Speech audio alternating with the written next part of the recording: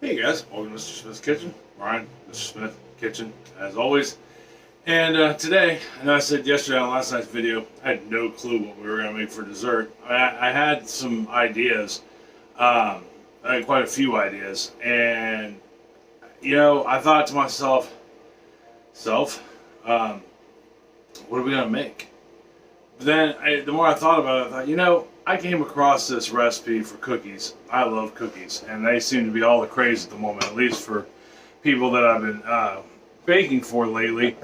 And, you can't go wrong with a cookie. They're fairly easy to make, fairly straightforward, with the exception of a few, like macarons are absolutely horrible, in my opinion, to make. They're time consuming. They're, a lot of work for a really small cookie, but they are delicious all the same. And I'm not very good at making them. That's my problem. But anyhow, we're not making macarons today. We're going to do a quick, easy cookie. I've been on a kick with things that I can make that can involve kids. And this cookie is really easy. It's got very few ingredients. It doesn't necessarily require a stand mixer. You can use a hand mixer with it. You can use a whisk for that matter. Although I would highly recommend using at least a hand mixer, which is good because it can introduce your young ones into, or if you're new, give you some practice on a hand mixer. It doesn't require more than a couple bowls, like I said, handful of ingredients, but it is a brownie cookie. It's like the best of both worlds when it comes to something to snack on. These would be good for a party or a game or having friends or just whatever. I mean, the possibilities are endless. You could just make them to eat them yourself, which is pretty much what I'm going to do. And they sounded good. They're quick, they're easy. They are something, like I said, that is kid-friendly. That's really important, if you have children, to get them into cooking. I heard a statistic yesterday. I don't remember on what platform it was on, but it went on the news. It might have been Instagram, but it was a snippet of a guy talking about how since the 1960s, a majority of Americans don't cook anymore because of the introduction of processed foods and then fast food. Americans are cooking less. Matter of fact, the poorer you are, the more you cook from home. And oddly enough, the people who cook from home have a tendency to live a little longer. Now, is this healthy? No, it's got sugar in it, it's got chocolate in it, but it's not processed. It doesn't have the additives in it that keep it stabilized on the shelf for a year.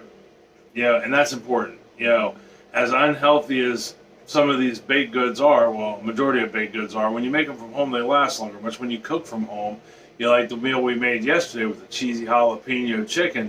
And if you didn't check that out, because that is one quick, easy, just amazingly good dish. But there's nothing in it that's processed except for cheese. And depending on the cheese you buy, depends on, where you go with that. But anyhow, that being said, I'll get off my high horse about that. If you are new to my channel, this is your first video, welcome. I am glad you stopped by. I hope you get something out of this video and check out some of my other videos. We do a little bit of everything here, but mostly cooking and baking. And if you're returning, thank you. Don't forget to hit the like button, subscribe, share. Sharing is important. All three of those things get us out into other people's feed and help grow our neighborhood. And that's important too. And notification bell right next to the subscribe button. It's right below me. That way you know when my videos come out, if you're so inclined to watch more of them, which I hope you are, because I never take this for granted. Time is something you never get back. It's a precious commodity, and the fact that you're willing to spend any of it with me, I don't ever take for granted, and that makes my heart swell. So anyhow, enough talking. I've spent 4 minutes talking, and now we need to get down here and bake something. So let me get you down to the counter where we will start making these, and I will give you all your measurements in cups, tablespoons, teaspoons, along with grams. That way everybody can play along no matter where you are. So let's get down to the counter and get started. Hold on for me just 1 second. All right. We're down here at the counter. Things you will need, as always, I say this in every video, but a scale. They're just so important. You know, accuracy is important. And I'll give you an example of why. Flour. Flour, if it gets slightly compressed, you can, and while you're measuring it out in your measuring cup, you can actually get more flour than you need, and it can make your baked good dry. Where with a scale, it's always the same in grams, no matter what. I absolutely love to cook in grams. That seems to be very important. All right, so I'm using, like I said, I'm using my stand mixer. You can just easily use a hand mixer, not a problem at all. And yeah, and if you're using a hand mixer, a couple bowls, one for your dry stuff, one for your wet stuff. All right, so let's get started on this adventure. As always, I got my recipe written down, and the first thing we're going to do is we're going to mix our dry goods together. So I've got 2 1/4 cups of flour, which is 270 grams. It's just regular old all-purpose flour. And to that, I am going to add my cocoa powder, which is 1/4 cup plus 1 tablespoon. All right, which is 30 grams. Yes, 30 grams of cocoa powder. And in case I didn't mention it, which I don't think I did, I got this recipe from Pioneer Woman, Renee. Oh my God, I can't think of her name. Or That's horrible because I absolutely adore her. Ree Drummond. Sorry, the Pioneer Woman. All right, and she's got all kinds of good stuff on her website. And to that, to our flour and cocoa, we're going to add 1 teaspoon, 4 grams of baking soda, and 1/2 teaspoon, 2 grams of kosher salt. Now, with kosher salt, it usually comes in a large or a coarse grain. If you get it that way, grind it up, whether it be in a mini processor or just a pestle and mortar and pestle, or if you whack it with a meat mallet and in a bag. But that way, because if you don't, inevitably somebody's going to get a chunk of salt. It never fails. Until I started grinding mine up a little bit, every time Chris, who's my wife, if you didn't know that, if you're new to my channel, would say, Brian, I got a piece of salt. Every time. But we're going to go ahead and get this whisked up pretty good. You know, that way we can get all the lumps out if there's any in the cocoa, because inevitably cocoa, doesn't matter how well you seal it, will get lumpy. I don't know why. It's like powdered sugar.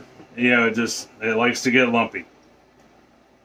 But it doesn't have to be perfect. I mean, these are a brownie cookie, and brownies, you know, normally you don't get completely incorporated either.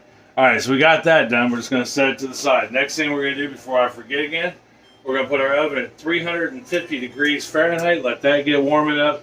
We're going to make sure our rack is in the center. Very important. So we got the dry ingredients done.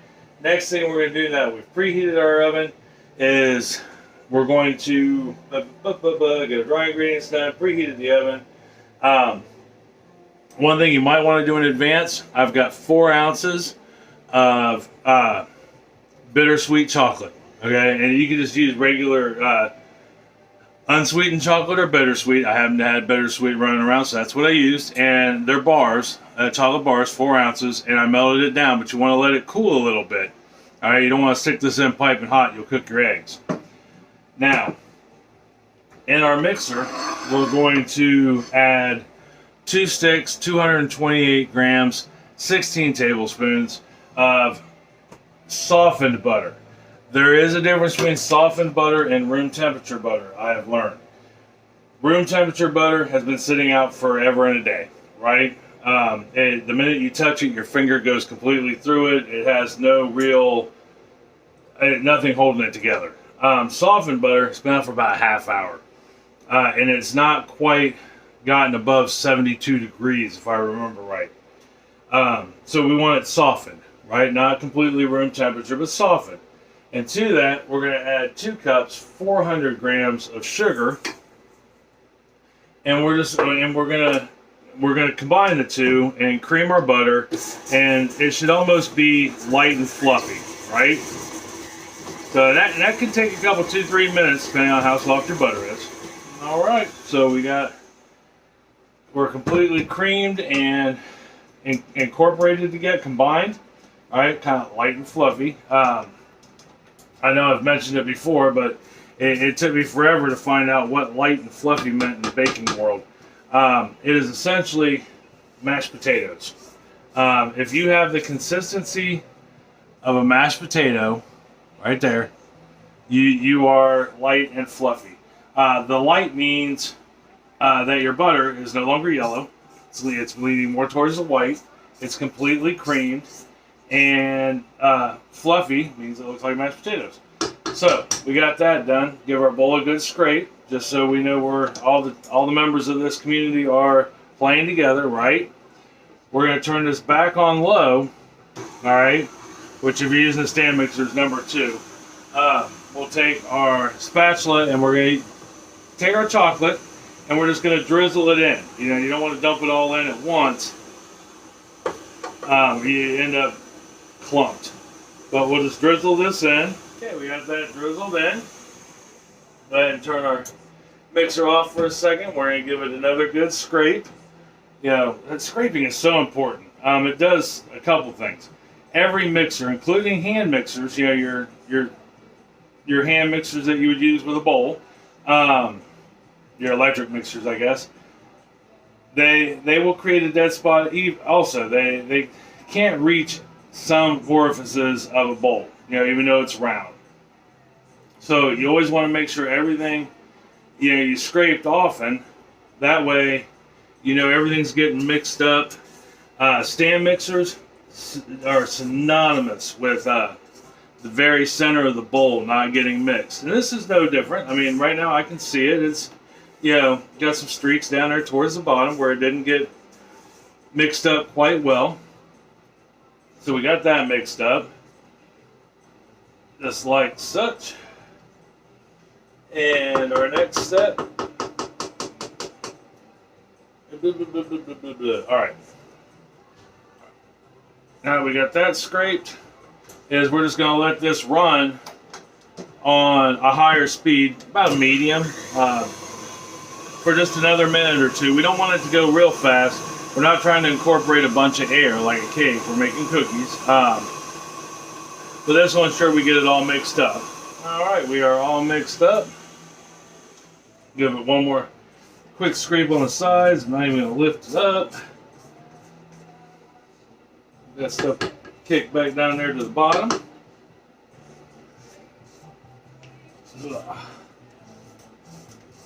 Just like such. There we go. Now the next thing we want to add, I've got 3 large eggs, room temperature. These are room temperature. And you notice one of them's broke. That's okay. Yeah, that's not a big deal. We're going to turn this back on low. Yeah, and we're going to put our eggs in one at a time. Now, if that broken one goes in with the other 2, that's fine. It's not going to hurt anything. You just don't want to dump all 3 of them in at once and try to mix it up. Yeah, then you may run the risk of over mixing your batter. But we want to mix it until it's incorporated and you can't see the egg anymore. And then we can add the next egg. We got our eggs in. Last of the wet ingredients is 1 tablespoon, 15 grams of vanilla. Now the eggs were 150 grams. I don't think I mentioned that, but large eggs are 50 grams a piece, and we needed 3 of them. So we'll get that in and get that nice and incorporated. All right, got our vanilla incorporated, just like such. And we'll take our handy dandy spatula, give everything a good scrape down. All right, our batter all scraped down, and everything's nice and balanced and equal, and life is good, and everybody's playing with each other. And I've got chocolate on the side of my mixer. So I'll go ahead and I'll turn this back on low, and we're going to take our dry ingredients and we're just going to put them in a little bit at a time, right? About a scoop at a time, and let those get incorporated in there. We're not going to dump it in all at once. We're going to get the last of our dry mix in there, like such. We'll let that incorporate completely. Turn it up a little bit, that way we can get her going now that we got all our dry mix in there. If you take this above low while adding your dry mix, you're going to get a face full of cocoa powder and flour. That's just a fact of life. Yeah, it's like powdered sugar or anything else. And trust me, I've done it enough times in my life not paying attention or not knowing, which is why I pass this information on to you. And that it's not fun after the first couple times. First couple times it's kind of funny, it's ha ha ha, but after that, not so much. All right, let's get our bowl, our paddle scraped down here. Get all that goodness off of there. All right, now we'll give the bowl a good scrape. And then we can start putting these bad boys on a cookie sheet. Hands down. It'll be awesome. I got a little bit of dry left in there. Yeah, most of it was what fell off of the paddle attachment there on the top from where I was dumping it in a little bit at a time while it was running. All right, we are in good shape there. There is our dough, looking good. And we're gonna get this mixer out of the way. That was probably not the coolest thing ever, but that's all right. We'll set this out here.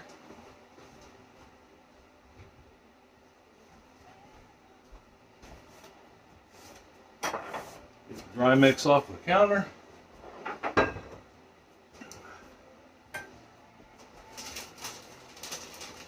So the next thing we want to do is cookie sheets, parchment paper on them. Even though I know there are cookie sheets out there that don't have, you know, they're non-stick and parchment paper. I'm a firm believer in it. So the next thing we want to do is we're going to put them on the cookie sheet about 2 inches apart in balls. Now, if you've got a cookie, 1.5 tablespoon cookie thingy, mine happens to be Pioneer Woman, just like the recipe. Use it. If not, it's just 1 heaping tablespoon. And this recipe should bring you 36 cookies.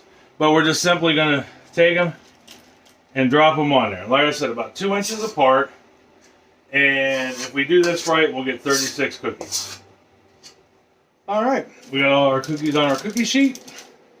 So the next thing we're going to do, put these in the oven. And we're going to get these in the oven, just like such. Set our timer. There is that. All right, so let's talk about what we're going to do next. So it's just like any other cookie.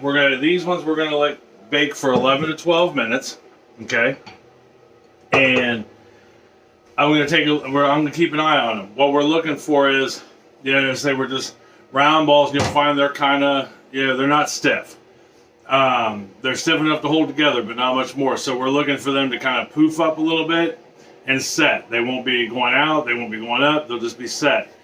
So I'm going to say 11 to 12 minutes like the recipe, and I've got the first batch in. I'll let them go for 11 minutes. I'll take a look at them, and then if I find them good, I'll bake the second batch at 11 minutes. If I think they're a little too done, I'll do the next batch at 10, because I got more than 36 cookies, which means mine aren't quite as big, so I'm going to have to keep an eye on them. And that was with using the 1.5 tablespoon cookie scoop.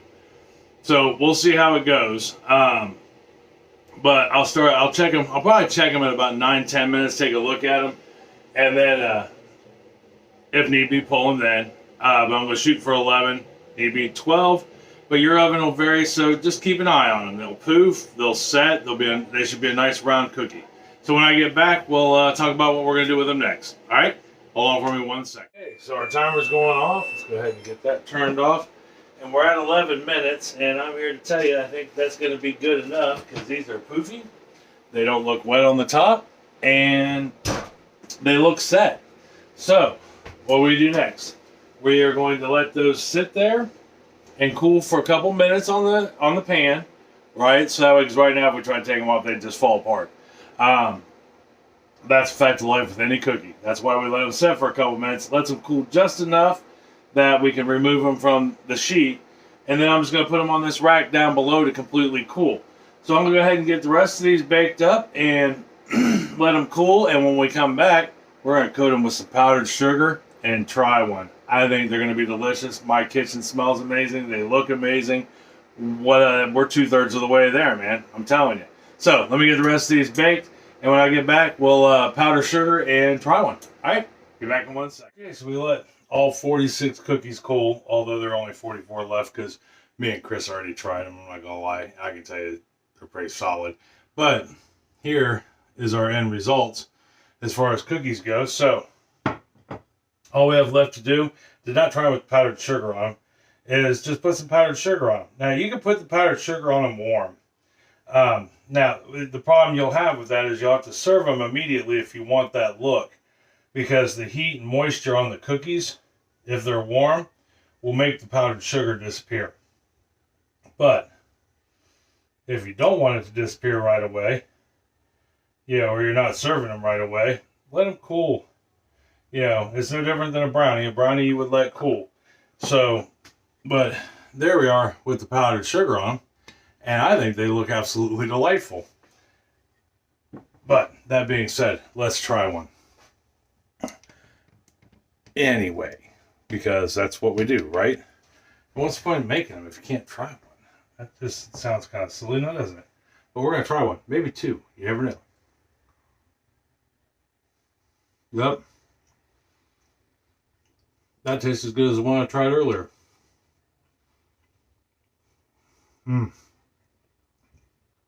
They are a cake brownie cookie. So, my first thought was, if you want a fudgier brownie cookie, one less egg.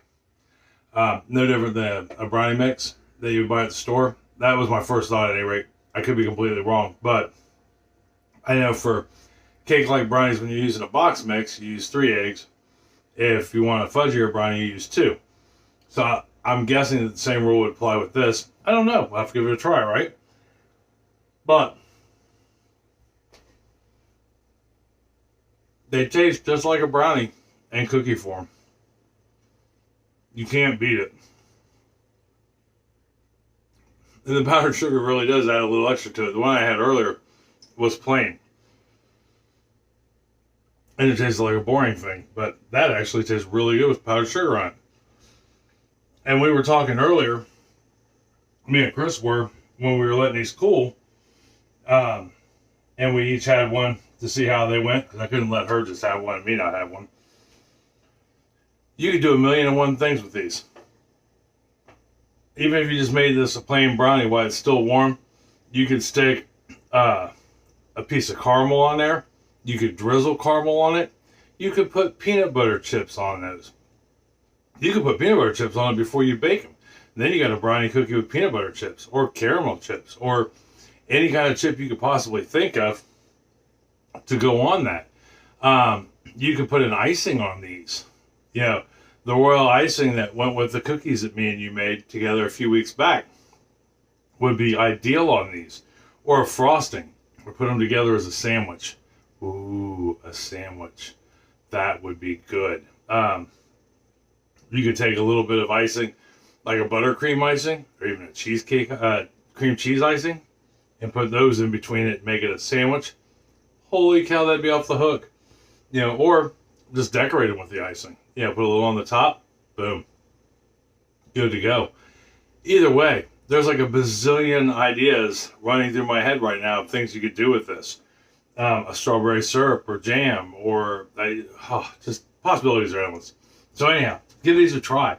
If you have kids, try them with your kids or young ones, or a niece or nephew that comes by and sees you on a regular basis. You want something to do? This would be a fun project. It doesn't take a lot. It's got very few ingredients. It's something that just any kid could handle. And it would be fun to do together, right? Or if you're like the cool neighborhood house where all the kids come, boom, something for all the kids to do that would be fun, right? And they taste good. They get to eat their end result. They get to achieve a goal. Or if you're just looking for a quick snack to make, bam, right here. 20 minutes, it's yours. Hands down. So, next week, I don't know. I don't have a clue as to what we're going to cook or bake.